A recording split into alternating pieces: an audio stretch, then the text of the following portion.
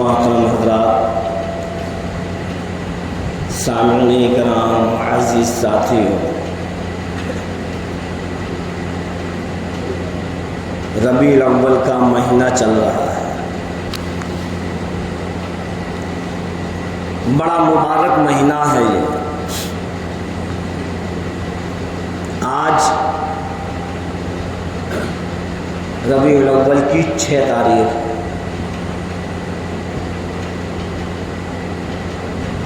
بڑی فضیلتیں ہیں اس مہینے کی، اور اسی مہینے کے اندر اللہ تبارک تعالیٰ نے پیارے حبیب سرکار دو عالم صلی اللہ علیہ وسلم کو دنیا کے اندر مبعوث فرمایا۔ آپ صلی اللہ علیہ وسلم دنیا کے اندر جب تشریف لائے تو یہی ربیع الاول کا مہینہ تھا، اور جب دنیا سے تشریف لے گئے تب بھی یہی ربیع الاول کا مہینہ تھا۔ روایتوں کے اندر لکھا ہوا ہے کہ 9 ربیع الاول تھی یا 12 ربیع الاول آپ کے آنے کی تاریخ، دنیا کے اندر تشریف لانے کی تاریخ کسی روایت سے 9 ربیع الاول ملتی ہے اور کسی روایت سے 12 ربیع الاول ملتی ہے۔ صبح کا سہانا وقت، پیر کا دن، جب آپ دنیا کے اندر تشریف لائے تو آپ کے آنے میں تو تاریخ کا رد و بدل ہے۔ کچھ روایات میں ہے کہ 9 ربیع الاول کو تشریف لائے، اور کچھ روایات میں ہے کہ 12 ربیع الاول کو تشریف لائے، لیکن دنیا سے جب آپ پردہ کر گئے تو سب کے کسی میں کوئی اختلاف نہیں، اتفاق ہے ہر ایک کا کہ وہ 12 ربیع الاول تھی۔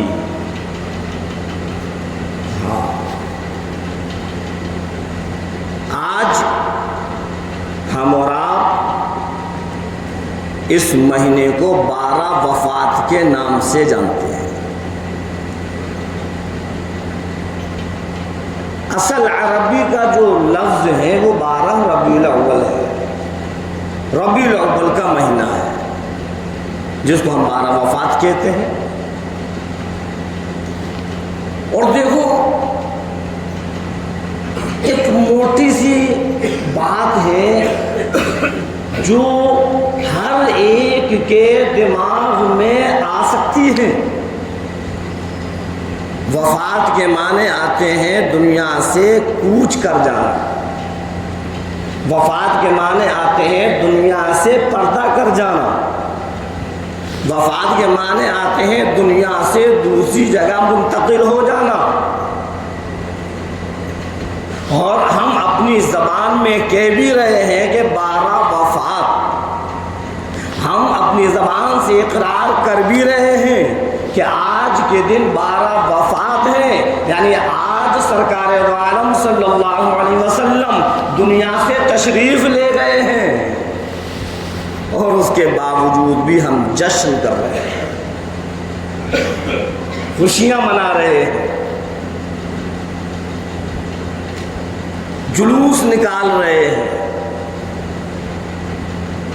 ایک طرف کہہ رہے ہیں کہ 12 وفات، یعنی آپ دنیا سے تشریف لے گئے، دنیا سے پردہ کر گئے،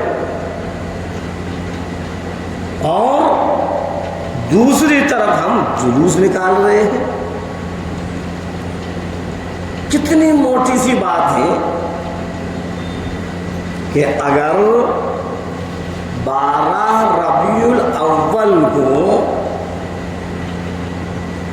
جشن، خوشیاں، جلوس اگر نکالنے کی اجازت ہوتی تو ہم اور آپ سے زیادہ محبت کرنے والے تو صحابہ کرام ہیں.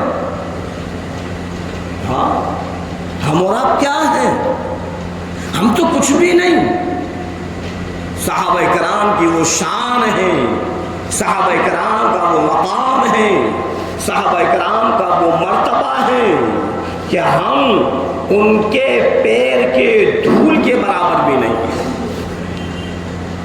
صحابہ کرام جن کے بارے میں پروردگار عالم یوں فرما دے کہ میں ان سے راضی ہو گیا، وہ مجھ سے راضی ہو گئے. رضی اللہ عنہ، اللہ ان سے راضی ہو گیا. تو بتاؤ آپ صلی اللہ علیہ وسلم سے سب سے زیادہ محبت کرنے والے کون؟ صحابہ کرام. آپ کے دیوانے، آپ کے مستانے، آپ کے پروانے صحابہ کرام. لیکن جب تواریخ کو ٹٹول کر دیکھیں، روایتوں کو کھول کر دیکھیں، حدیث پاک کو پڑھ کر دیکھیں، کسی بھی تواریخ میں اور کسی بھی روایت میں کہیں نہیں دکھتا کہ 12 ربیع الاول میں کسی نے بھی کوئی جشن اور جلوس کیا. عجیب معاملہ ہے، جو جیسا چاہ رہا ہے وہ کر رہا ہے. بڑے بوڑھوں سے چلتا چلا آ رہا ہے، لکیر کے فقیر بنے ہوئے ہیں. کبھی ہم کسی عالم سے دریافت نہیں کرتے،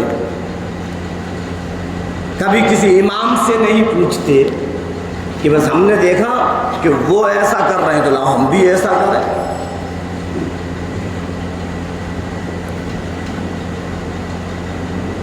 دین کی سمجھ پیدا کروں، دین کی جانکاری حاصل کروں. دین کے اندر، شریعت کے اندر جو چیزیں ہیں وہ ہم کو اگر معلوم نہیں ہے تو ہم ان سے پوچھیں اور اس کی معلومات کریں کہ حقیقت کیا ہے.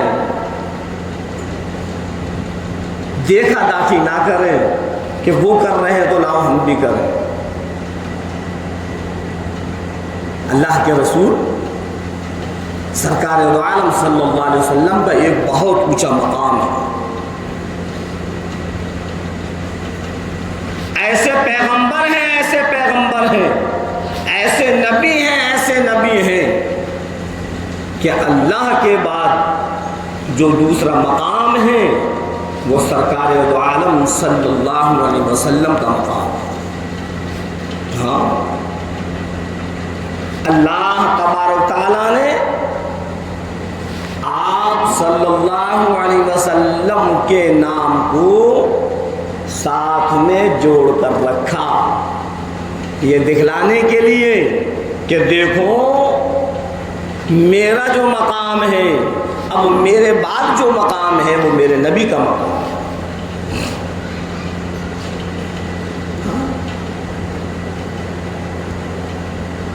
اور آپ اولین بھی ہیں اور آخرین بھی ہیں.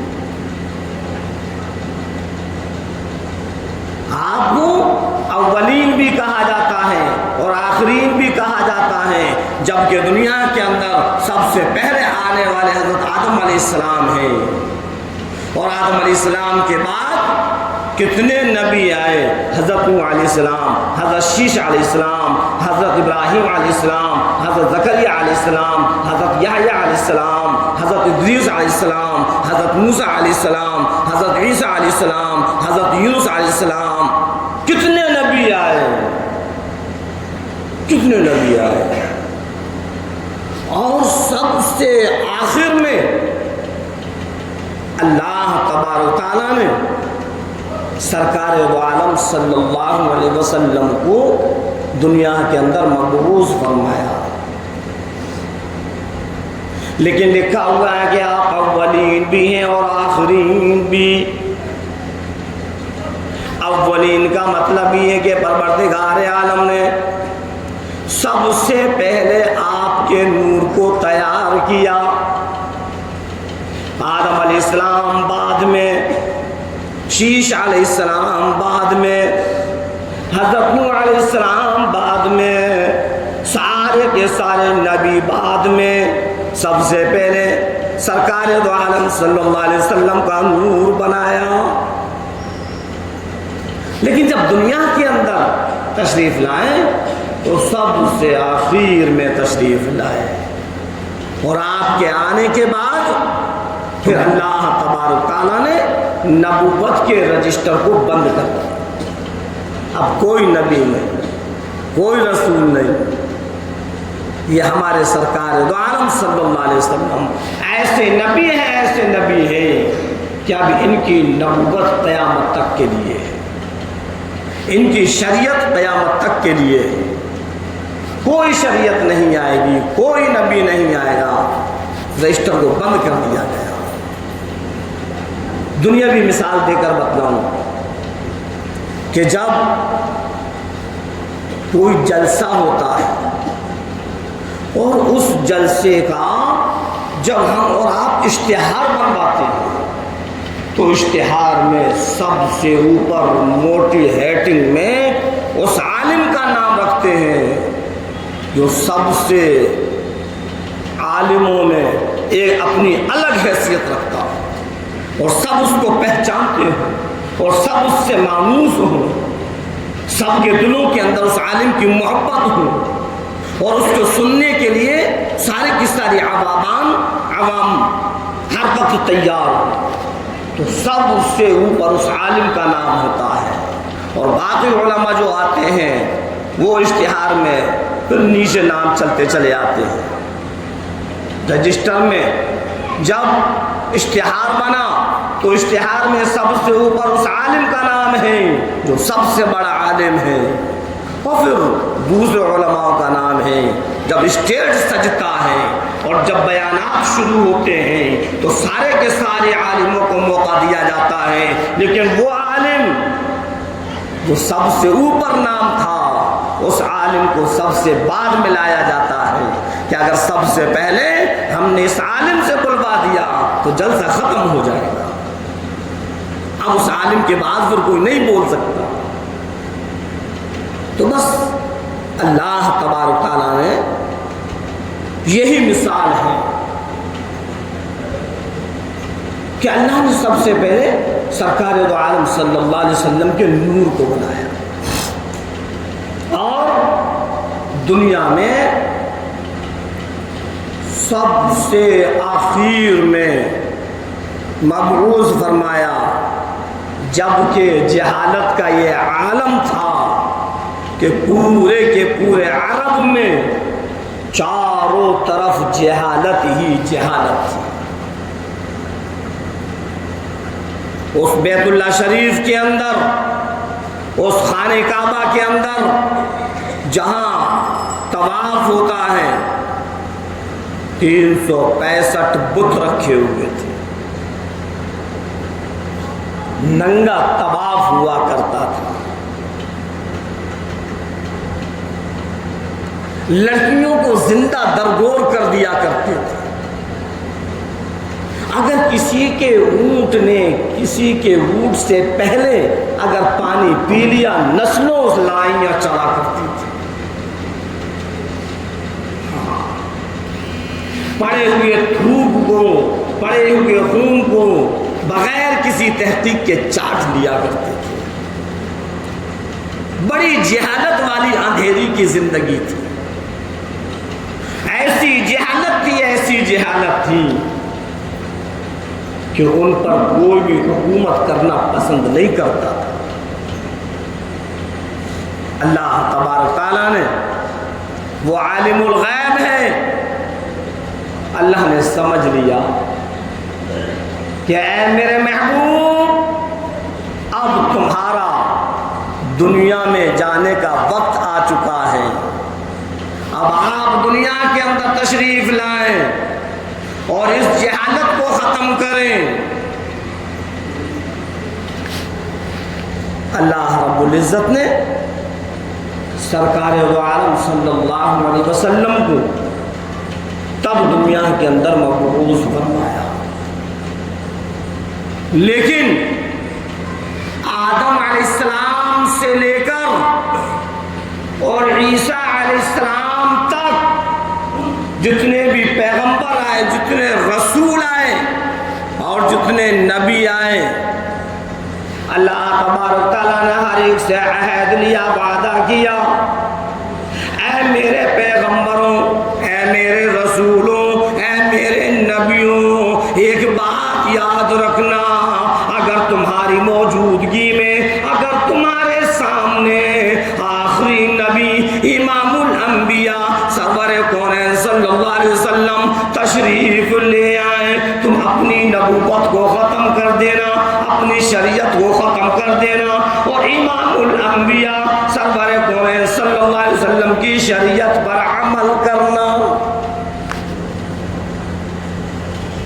سب سے عہد لیا اور آپ کا رنگ روپ، آپ کا چہرہ مہرا، آپ کے بال، اللہ تبارک تعالیٰ نے آسمانی کتابوں کے اندر بتایا کہ میرے محبوب کی پہچان یہ ہوگی کہ ان کا گندمی رنگ ہوگا، گھنگریالے بال ہوں گے، درمیانی قد ہوگا، ساری کی ساری چیزیں بالکل پروردگار عالم نے تورات میں، انجیل میں، زبور میں بالکل اوپن کر دی، بالکل کھول دی کہ جب کوئی ایسا شخص آ کر نبوت کا دعویٰ کرے تو سمجھ لینا کہ وہ آخری پیغمبر سرکار دو عالم صلی اللہ علیہ وسلم ہے۔ اور اللہ تبارک تعالیٰ نے کیوں، نبی تو بہت دور، آپ صلی اللہ علیہ وسلم کے جو والد محترم ہیں ان کے بارے میں بھی تورات کے اندر لکھ دیا۔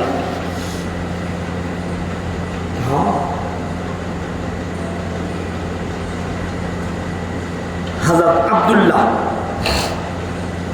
آپ صلی اللہ علیہ وسلم کے ابا جان ہیں، بہت سے نہیں جانتے، جاننا چاہیے کہ آپ کا دادا کا نام کیا ہے، آپ کے والد محترم کا نام کیا ہے، سمجھنا چاہیے کہ آپ کے چچا کا نام کیا ہے، آپ کے ازواج مطہرات کے نام کیا ہے، آپ کے لخت جگروں کے نام کیا ہے۔ ہم مسلمان ہیں، نبی کے امتی ہیں اور ہم کو اتنا پتہ نہیں کہ ان لوگوں کے نام کیا ہے۔ اگر کسی سے پوچھا جائے کہ فلاں ایکٹر کا نام کیا ہے تو ہم کہیں گے کہ ہاں ہم جانتے ہیں، اس ڈائریکٹر کا نام کیا ہے ہم جانتے ہیں، لیکن جس کے ہم امتی ہیں ان کے بارے میں ہمیں پتہ ہی نہیں، معلوم کرنا چاہیے، پوچھنا چاہیے۔ تو بتلا رہا تھا کہ حضرت عبداللہ جوانی کا عالم ہے، عبد المطلب یہ آپ کے دادا جان ہیں، حضرت عبداللہ کے والد محترم اور سرکار دو عالم صلی اللہ علیہ وسلم کے دادا جان، مکے کے رہنے والے، خانہ کعبہ کے متولی ہیں، حضرت عبد المطلب قریش خاندان کے، سب سے اونچا خاندان، سب سے اونچا قبیلہ جو تھا وہ قریش تھا، سب سے اونچا قبیلہ۔ اور آپ کا خاندان کیا ہے؟ بنو ہاشم آپ کا خاندان ہے۔ یہ چھوٹی چھوٹی چیزیں ہمیں معلوم ہونی چاہیے۔ بنو ہاشم خاندان سب سے اونچا خاندان، اور قریش آپ کا قبیلہ تھا، سب سے اونچا قبیلہ تھا۔ آپ مکہ مکرمہ میں بیت اللہ شریف کے متولی تھے۔ جب حضرت عبداللہ جوان ہوئے، شادی کے قابل ہوئے، تو آپ کے والد محترم کو فکر ہوئی کہ اب بیٹے کا رشتہ کیا جائے۔ بڑے غور سے سنو، بہت ہی پاؤنٹ کی بات ہے اس میں۔ تو آپ اپنے لختے جگر کے شادی کے پروگرامز کے لیے مکہ مکرمہ سے چلے. لمبا سفر، پہلے جو سفر ہوا کرتے تھے یا تو اونٹوں پر ہوا کرتے تھے یا پیدل ہوا کرتے تھے. یہ موٹر گاڑیاں یہ نہیں تھیں، یہ بس یہ ٹرین نہیں تھی، اور بس ٹرین تو اب شروع ہوئی ہے. آپ کے فیروز آباد میں بھی شکو آباد جانے کے لیے تانگے چلا کرتے تھے، جو آج بھی شکو آباد اڈے کے نام سے مشہور ہے. کچھ لوگ تو کوسوں یوں ہی پیدل چلا کرتے تھے. بعد میں اللہ نے یہ ساری چیزیں ایجاد کی ہیں. تو باپ اور بیٹے، سمجھنا بات کو، باپ اور بیٹے یعنی عبد المطلب اور حضرت عبداللہ، یہ دونوں کے دونوں مکہ مکرمہ سے چل دیے یثرب کی طرف. یثرب کیا ہے؟ مدینہ منورہ کا نام. چلتے چلتے چلتے چلتے جب وہ مکہ مکرمہ کی وادی سے باہر ہو گئے اور وہاں جو پہاڑی علاقہ، اب تو ماشاءاللہ راستے بنا دیے ہیں. پہلے چاروں طرف ریت ہی ریت کے پہاڑ ہوا کرتے تھے، اور اب بھی ایسی بہت سی جگہیں ہیں مکہ مکرمہ میں کہ جب ہم اور آپ چلیں گے تو وہاں ریت کے ڈھیر نظر آئیں گے. تو ریتیلا میدان، ریت کے پہاڑ، گرمی کا عالم، اور جو مشکیزے کے اندر وہ پانی تھا وہ پانی ختم ہو گیا. حضرت عبد المطلب کی طبیعت بگڑ گئی. سنیں غور سے، حضرت عبد المطلب کی طبیعت بگڑ گئی اور حضرت عبد المطلب کہنے لگے بیٹے پانی پانی پانی. اب وہاں مشکیزے میں دیکھا تو پانی نہیں. پانی کی تلاش کرتے کرتے کرتے کرتے تھوڑی دور پہنچے تو وہاں ایک جھوپڑی نظر آئی، اور اس جھوپڑی میں ایک بڑی خوبصورت حسین و جمیل لڑکی ہے اور پانی کا مٹکا رکھا ہوا ہے. عبداللہ جو آپ کے والد محترم ہیں، ابھی آپ کی شادی نہیں ہوئی ہے، شادی سے پہلے کا واقعہ بتلا رہا ہوں میں، کہ عبداللہ جو آپ کے والد محترم ہیں اس لڑکی سے کہنے لگے کہ میرے ابا جان کی حالت بہت خراب ہے، میرے ابا جان کی حالت بہت خراب ہے، آپ مجھ کو تھوڑا سا پانی دے دیں. لڑکی نے اوپر سے نیچے تک دیکھا اور دیکھ کر کہنے لگی کہ میں پانی تو دے دوں گی لیکن میری ایک شرط ہے. میں پانی تو دے دوں گی لیکن میری ایک شرط ہے. عبداللہ کہنے لگے کیا شرط ہے؟ کہ تم کو مجھ سے شادی کرنا پڑے. اب اتنا بڑا فیصلہ اور بغیر باپ کی مرضی کے کیسے کر لیں؟ آج کے ہمارے نوجوان ہیں کہ شادی جیسے مسئلے کو نہ باپ سے پوچھنے کی ضرورت، نہ اما جان سے پوچھنے کی ضرورت، نہ کسی رشتہ دار سے پوچھنے کی ضرورت. بس کسی سے کوئی فون پر بات ہوئی، چیٹنگ ہوئی، تھوڑی اس سے بات چیت آگے بڑھی، وہ بات چیت پیار محبت میں بدلی اور ایسا پیار محبت ہوا کہ وہ باپ کو بھی بھول گیا اور اماں کو بھی بھول گیا، اور گھر کے اندر کہتا ہے کہ اگر تم نے اس سے میری شادی نہیں کی میں خودکشی کر لوں گا، میں گھر چھوڑ کر بھاگ جاؤں گا. اے میرے نوجوان ذرا غور کر، یہ تیرے وہی ماں باپ ہیں جنہوں نے تجھ کو پال پوس کر اتنا لمبا چوڑا کیا. آج تو جب جوان ہو گیا تو اپنے ماں باپ کی بات کو ٹھکراتا ہے، اپنے ماں باپ پر چڑھ کر آتا ہے، اپنے ماں باپ کو اپنا دشمن سمجھتا ہے. یاد رکھنا مسلمانوں، کوئی ماں باپ اپنی اولاد کے دشمن نہیں ہوتے.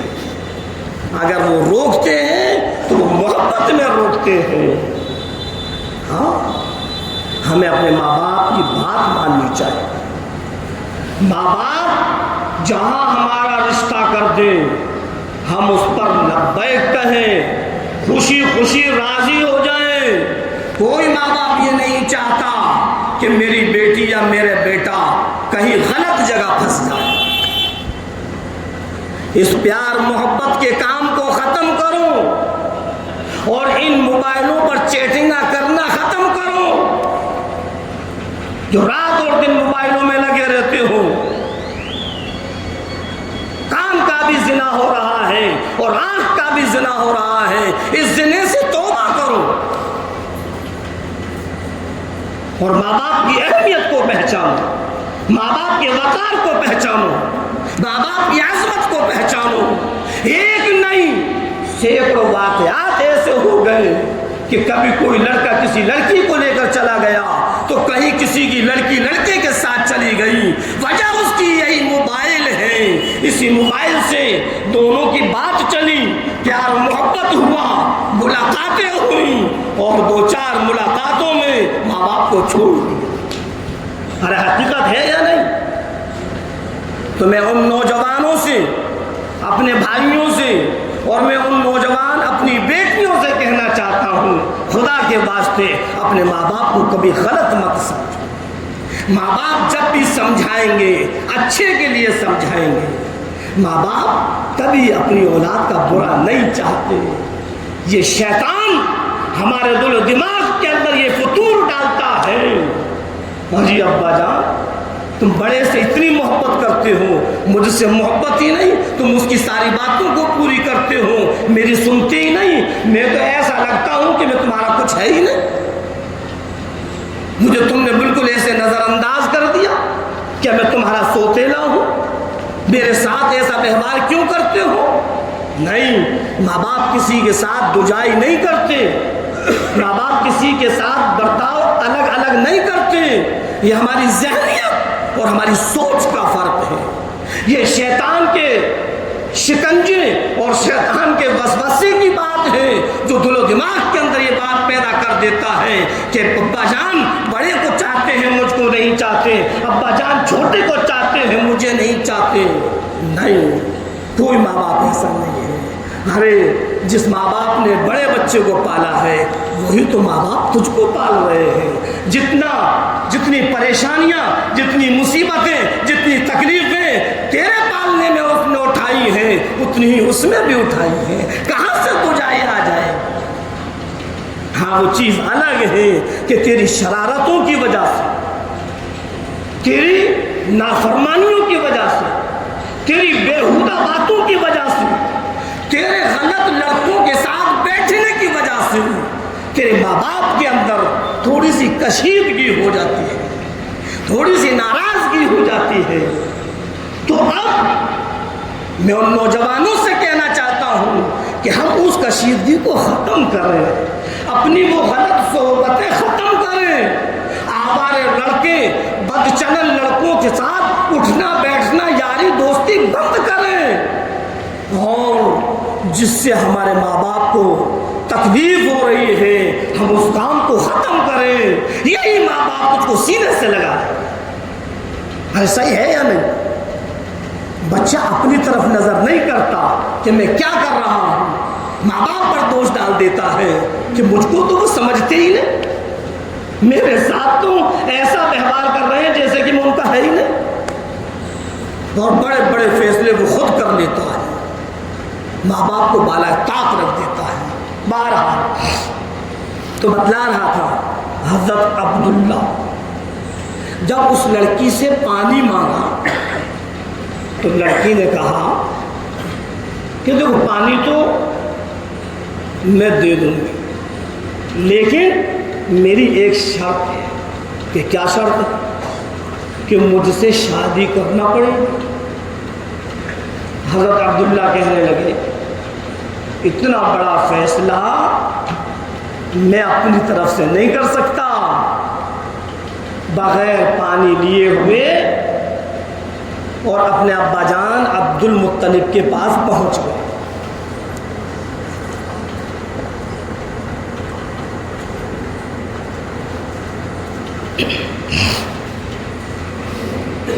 ادھر تھوڑی ان کی طبیعت کے اندر افاقہ ہوا، طبیعت صحیح ہوئی کہ بیٹے کیا ہوا، کہ پانی تو مل گیا تھا ابا جان، لیکن لڑکی کی ایک شرط تھی۔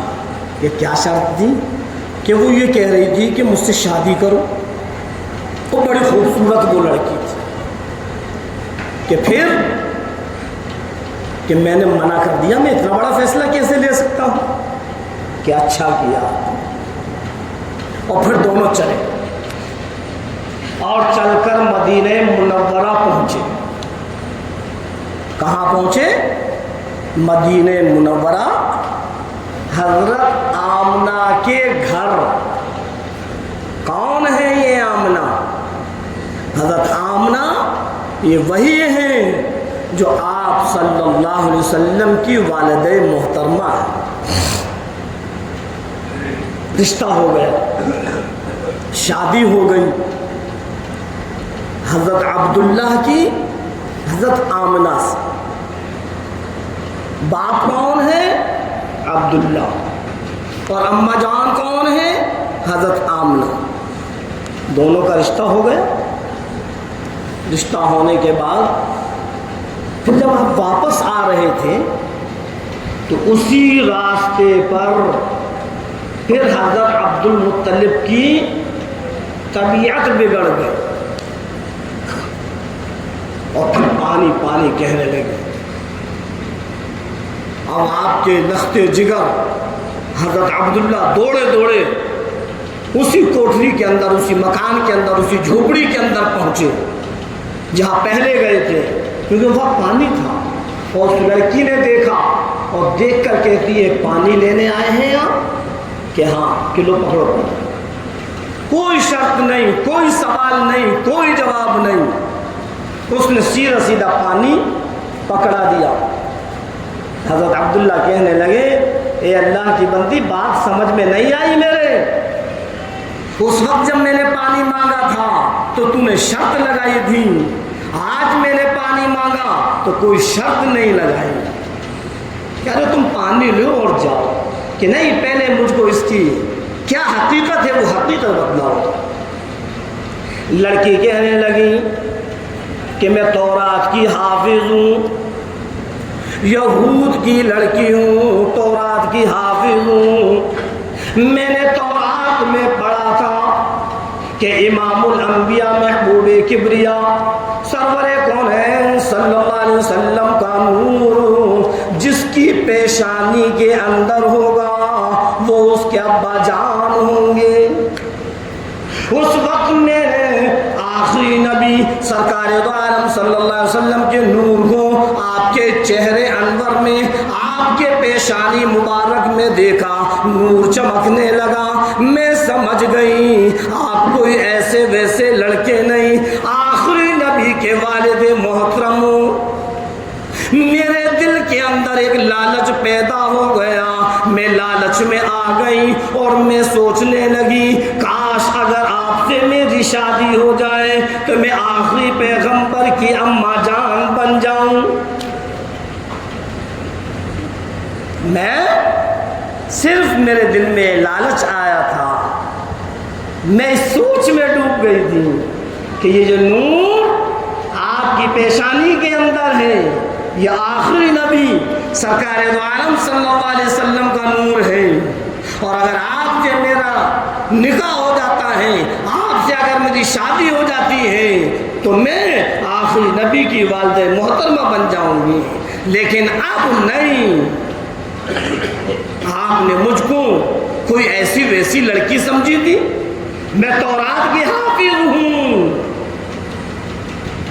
اب نہیں، اب وہ نور آپ کی پیشانی کے اندر نہیں ہے، وہ نور آپ کی پیشانی کے اندر نہیں ہے۔ اب وہ نور کہاں گیا؟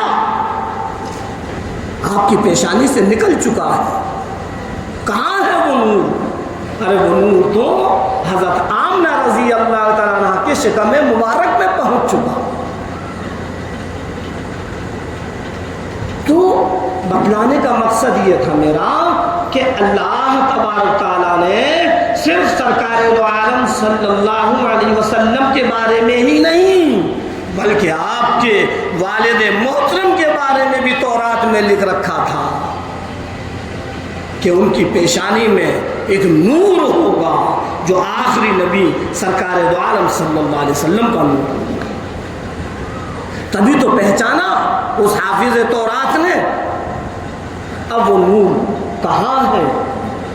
حضرت آمنہ رضی اللہ تعالیٰ عنہا کے شکم مبارک میں۔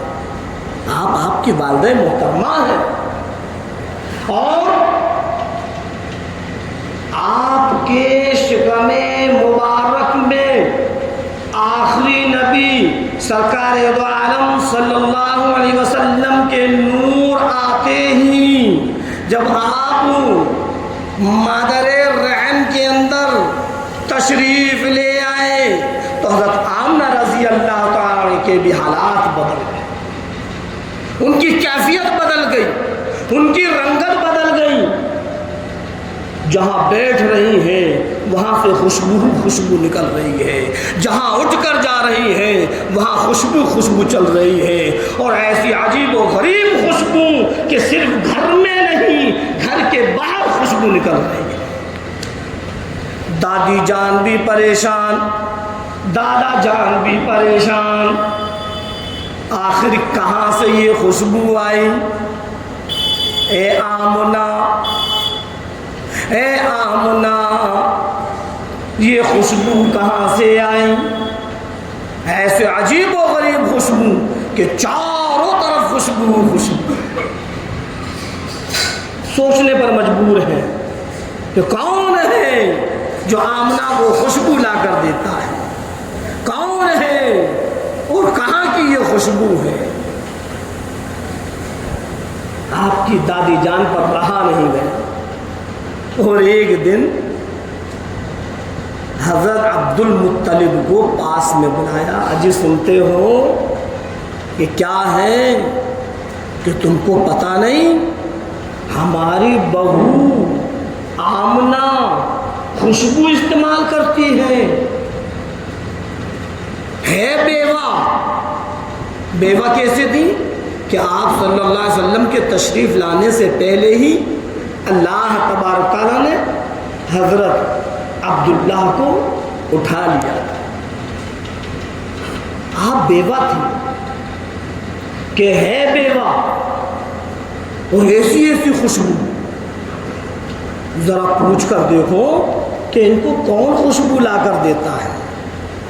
تو دادا عبد المطلب نے کہا کیا جی تم پوچھتی کیوں نہیں ہو، تم ہی پوچھ لو، بہو ہے بتائے گی اگر کوئی لا کر دیتا ہے۔ تو دادی جان کہنے لگی میں نے کئی مرتبہ پوچھنے کی کوشش کی لیکن جب میری نظر بہو کے چہرے پر پڑتی ہے تو ایسی چمک ہوتی ہے کہ میں چکا چوند ہو جاتی ہوں، پسینے پسینے ہو جاتی ہوں، ایک ایسا رعب میرے اوپر چڑھ جاتا ہے کہ میں سب کچھ بھول جاتی ہوں۔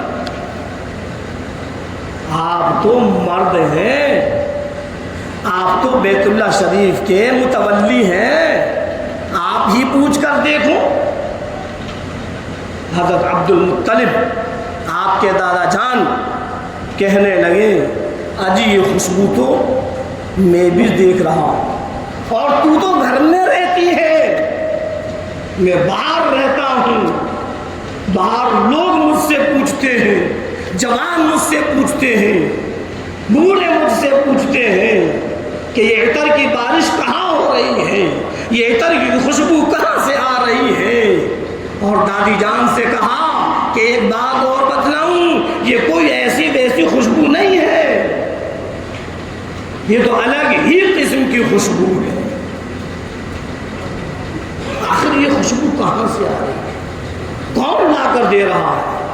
ہمت کر کر ایک دن حضرت عبد المطلب دادا جان نے بلا لیا،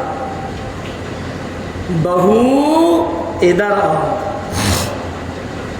حضرت آمنہ پہنچ گئی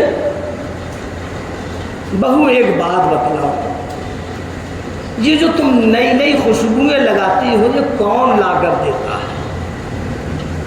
حضرت آمنہ رونے لگی، حضرت آمنہ رونے لگی اور کہنے لگی ابا جان میں تو جانتی بھی نہیں کہ اچھی خوشبو کیا ہے اور بری خوشبو کیا ہے، مجھ کو تو خبر ہی نہیں، میں نے کسی سے منگائی نہیں، میں نے کوئی بازار نہیں دیکھا، میں نے کسی نوکرانی سے نہیں منگائی، مجھ کو تو پتہ ہی نہیں کہ یہ خوشبو کہاں ہے، کیا ہے، کیسی ہے۔ اب دادا جان بھی خاموش۔ تب حضرت آمنہ رضی اللہ تعالیٰ عنہ نے فرمایا کہ ابا جان آپ کو پتہ نہیں، مجھ کو پتہ نہیں، میں نے کسی سے منگائی نہیں، اور پھر بھی گھر میں یہ خوشبو تو آپ نے اپنا شکم مبارک پر ہاتھ رکھا اور یہ فرمایا کہ ابا جان ہو یا نہ ہو یہ آنے والے مہمان کی برکت نظر آتی ہے، اور حقیقت یہی تھی۔ اور حضرت آمنہ رضی اللہ تعالیٰ عنہ کہنے لگی اے ابا جان کچھ چیزیں تو ایسی ہیں کہ اگر میں نے آپ کو بتلا دیا تو آپ دیوانی کہو گے، آپ مجنون کہو گے۔ میں جب چلتی ہوں یہ چاند مجھ کو سلام کرتا ہے، یہ ستارے مجھ کو سلام کرتے ہیں، جب میں سوتی ہوں تو ایسی ایسی شکل و صورت والی عورتیں جن کو میں نے کبھی نہیں دیکھا میرے اوپر پنکھا جھلتی ہیں۔ کس کی برکت ہے؟ آخر ایسا کیوں ہو رہا ہے؟ اس لیے کہ آپ سرکار دو عالم صلی اللہ علیہ وسلم تشریف فرما ہے۔ ہاں یہ آپ کے آنے سے پہلے اللہ تبارک تعالیٰ نے آپ کی برکتوں کا ظہور سامنے کر دیا۔ اور ذرا دنیا کے اندر تشریف لائے، جب آپ دنیا کے اندر تشریف لائے چاروں طرف روشنی ہی روشنی ہوگی، اور وہ کفار جن کے سالوں سے چراغ جلا کرتی تھی، آگ جلا کرتی تھی، آپ کے آتے ہی وہ آگ بجھ گئی اور ایک زلزلہ آ گیا۔